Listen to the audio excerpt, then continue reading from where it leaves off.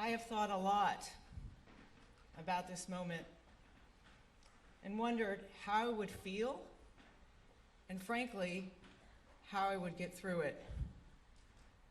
And now here I am, standing before a wonderful group of people who are all here because you love and respect Governor, Senator, statesman, and author.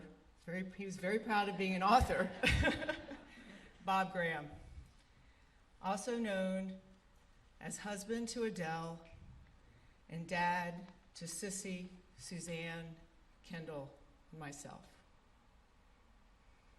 I've thought, how could I put into words what Dad meant to my sisters and me? I'm going to try my best. It's not easy, but here I go.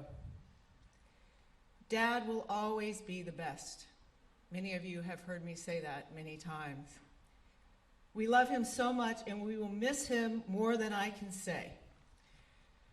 Since his passing, my mom, sisters, and I have been so touched by the outpouring of love that y'all have shown him.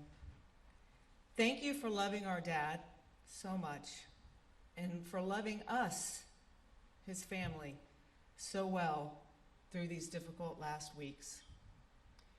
So you all know that Dad was an incredible human,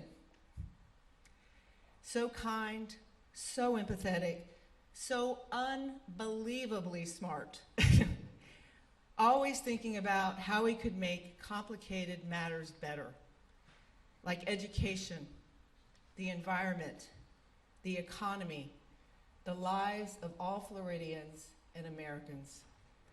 And his interest was not just in the short term, but 5, 10, and infinite years into the future. And boy, was he stubborn. When he wanted to get something done, he would never give up. For those of you who work with him, and I know many of you are here today, and thank you, you know all of this too well. But what I want to share with you today are a few moments of Dad as Dad. We grew up on Aberdeen Way, not too far from where we sit today. So many memories flooded me when I took my walk this morning and stopped in front of my childhood home. Our bedroom surrounded an open courtyard, which was unique and magical. The magic was particularly special on Christmas Eve. That's when Mom put Dad to work. We were all tucked into our bed, supposedly, but we were all listening. And I could hear her directing him.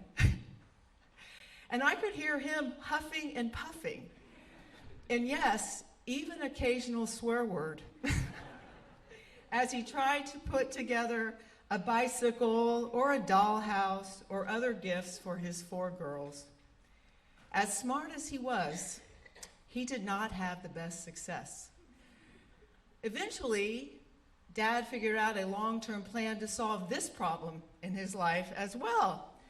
And he found someone to help him on Christmas Eve that had bike and dollhouse construction skills. Another memory are the drives between Miami and Tallahassee for the legislative sessions each spring. Mom would fly.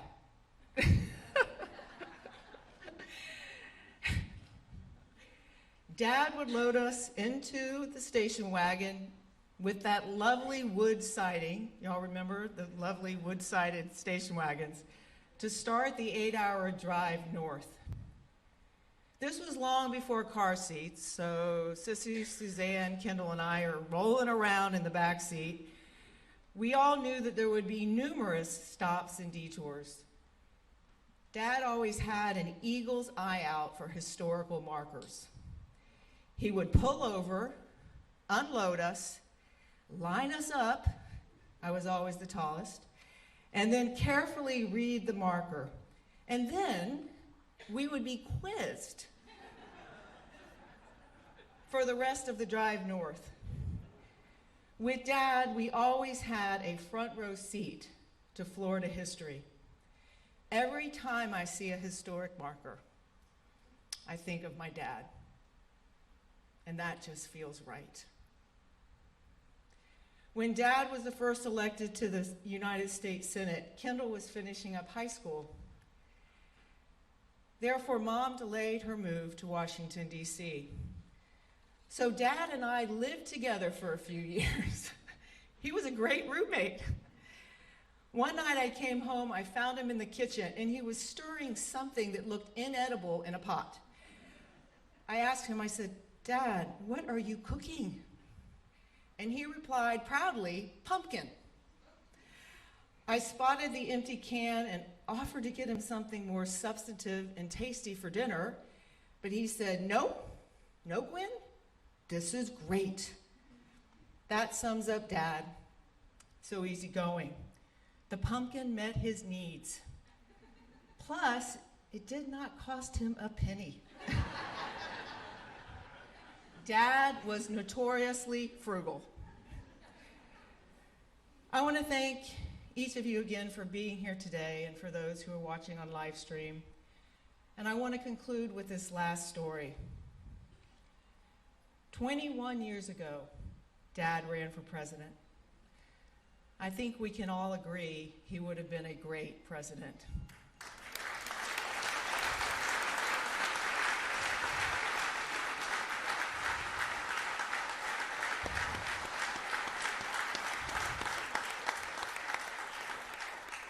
Dad's team asked me if I would be a surrogate for him at the Democratic Convention in Madison, Wisconsin. When the time came, I talked about all he had done in Florida, all he had done in the U.S. Senate. I talked about why he would be a great president. And then I said, "I am 40 years old, and there has never been a day I haven't been proud to be Bob Graham's daughter."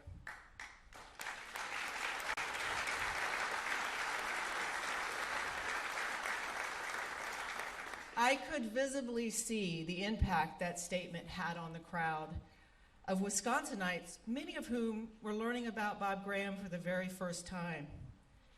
After I concluded, so many moms and dads came up to me and said with tears and smiles that they hoped their children would say the same thing about them in the future. It was just me sharing my heart and speaking the truth. Today, I am again sharing my heart and speaking the truth. I am now 61 years old, and there never has been a day that I haven't been proud to be Bob Graham's daughter, and there never will be. Thank you all. Thank you for being here.